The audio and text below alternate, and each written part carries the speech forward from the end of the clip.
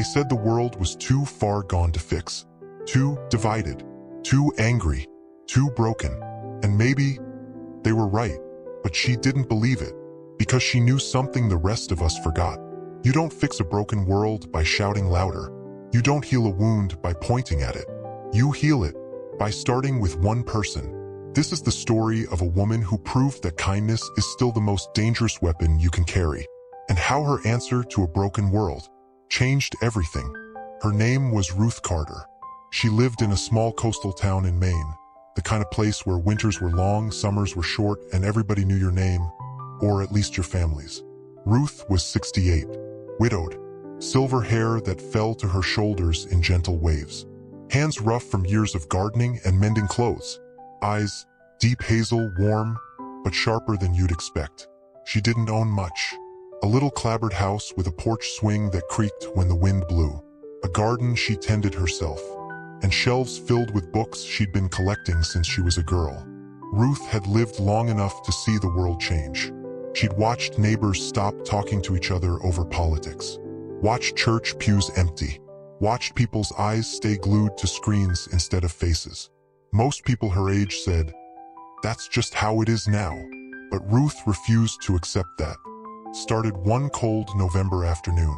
Ruth was standing in line at the local grocery store. The man ahead of her, maybe in his 40s, was arguing with the cashier. His voice was sharp. Hers was defensive. It wasn't about the money, it was about pride. Ruth noticed the people in line behind her, arms crossed, eyes rolling, everyone waiting for this inconvenience to end. But Ruth stepped forward, not to scold, not to lecture. She placed her own hand gently on the counter, slid a $20 bill toward the cashier, and said, "Use this. Keep the change." The man froze. The cashier blinked. Ruth smiled, just enough to soften the moment. "No debts here," she said quietly. "We're neighbors." She didn't know it then, but someone behind her had been recording. By the next morning, the video had been shared thousands of times.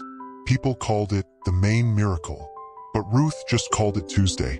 A week later, Ruth started getting letters, not just from her own town, but from strangers in California, Texas, Ohio. Some thanked her for restoring their faith in humanity. Others shared moments when they had been helped by someone they barely knew. She kept every letter in an old wooden box, and each time she read one, she asked herself the same question.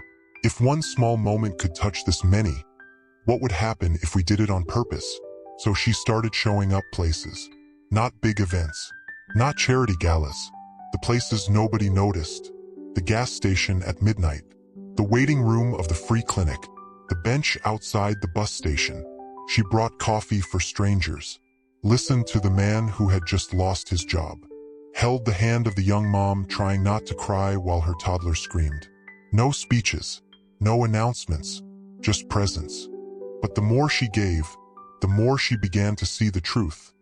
Kindness wasn't always welcomed. One day, at the diner, she paid for a young man's breakfast. Instead of thanks, he slammed the money back on the counter. "I don't need your pity," he snapped. Ruth didn't flinch. She met his anger with calm. "It's not pity," she said softly. "It's breakfast, and breakfast tastes better when it's shared." He didn't smile, but she noticed he didn't walk out until the plate was clean. Ruth knew something most of us forget. When people push kindness away, it's usually because they haven't seen enough of it to believe it's real. So she kept going, even when it was awkward, even when it was ignored. Over time, people began to expect her. The mechanic knew she'd bring cookies once a month, just because. The librarian set aside books she thought Ruth might like. The cashier at the grocery store, the same one from that day, became one of Ruth's closest friends. And slowly, her town began to change. Neighbors who hadn't spoken in years started saying hello. The diner owner began a pay-it-forward board, free meals prepaid by strangers. The bus station put out a small table with free coffee for anyone waiting in the cold.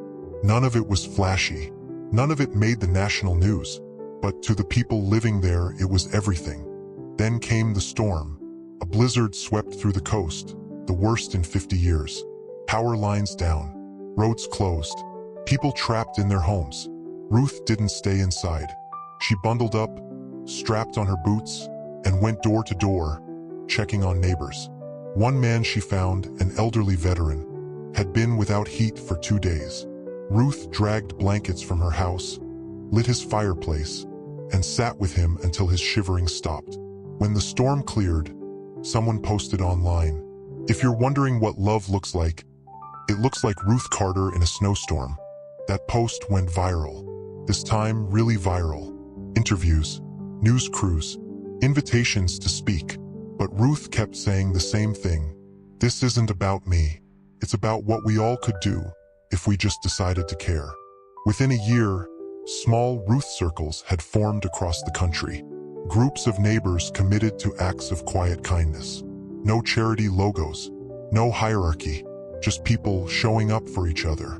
In Arizona, a circle stocked a school's pantry so no kid went home hungry.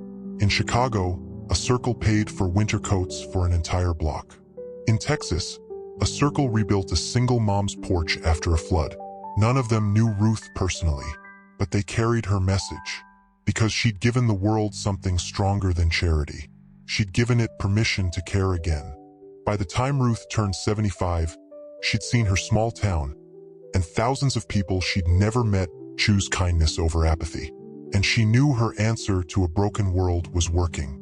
Not because the world was perfect, not because anger and division had vanished, but because in little pockets everywhere people were looking up, noticing each other again. If you ever feel like the world is too broken to fix, remember Ruth Carter. You don't have to heal the whole world. Just heal the square foot of it you're standing on. And if enough of us do that, maybe the world isn't broken after all. If Ruth's story lit a spark in you, don't let it go out. Think of one thing you can do for someone today without expecting anything back. Drop your idea in the comments and subscribe for more real stories that remind you the world changes when we do.